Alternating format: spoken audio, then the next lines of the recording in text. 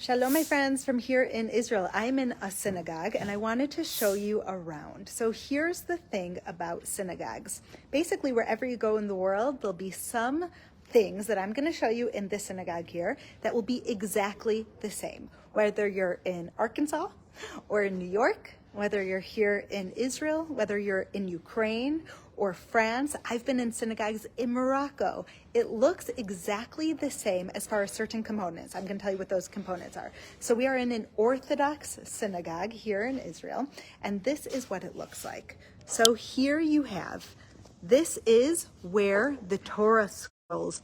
You have certain things that are all very biblical, and right behind there's not very good internet here, but inside of here, that you put it on the side. It's like a curtain, and inside there are wooden doors. You open it, and that's where the Torah scrolls go. You can see right above it is called the Ner Tamid. Do you remember the eternal light that was in the temple? So every single synagogue has a Ner Tamid, an eternal light that's always burning, and it has a place with a curtain and a wooden kind of ark that houses the Torah scrolls. This is out of respect, that when the Torah scrolls aren't being used, they're in a very safe place. You don't just leave them out. It's the holiest thing in the entire world, the Torah scrolls. And so you keep them inside of the ark, protected, and you only take it out when you're going to actually be reading from the Torah during the services. Actually, let me show you here. This is what a Torah scroll looks like.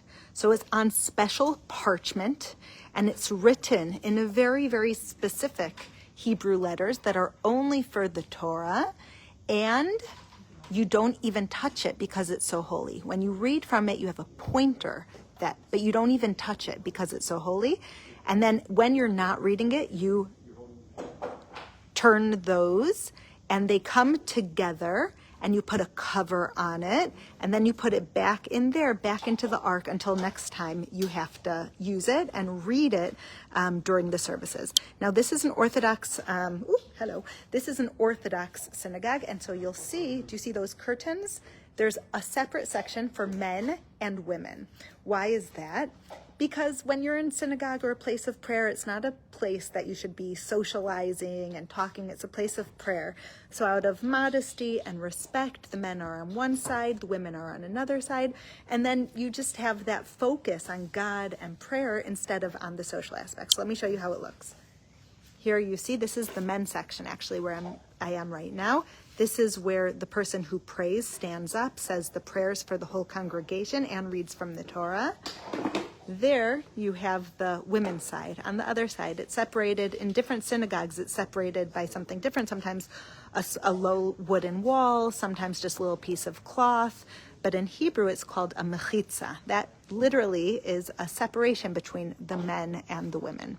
You can see the Star of David. And so what are the things that you'll find? What are the components that you'll find in every single Orthodox synagogue? Number one, the place where you keep the Torah scrolls. Number two, the eternal light. Number three, the bima, a place where the person who's saying the prayers and reading from the Torah will stand up for the whole congregation.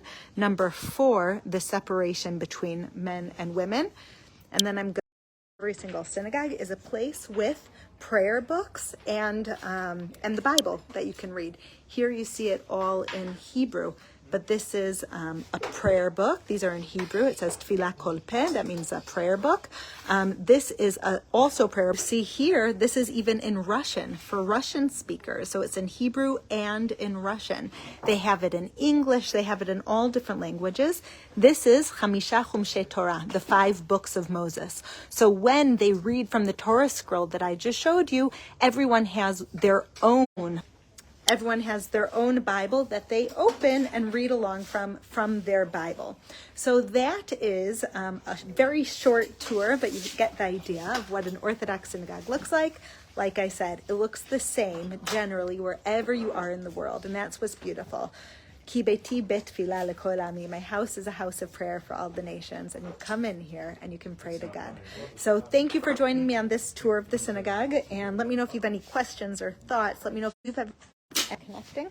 What's the part of the synagogue that you connect to most? Okay, I don't have very good connection here. It keeps on going out. But one more thing that I wanted to show you was this. These are the entire book of Psalms divided into individual papers. And so when people come in for prayers, every person takes one paper, which is one of the Psalms. And then the entire congregation says their one Psalms that they took. And together they finish the entire book of Psalms together. So it's something that's very communal. Each person relies on the other. We rely on each other's prayers. We rely on each other to be there in community. And that is what.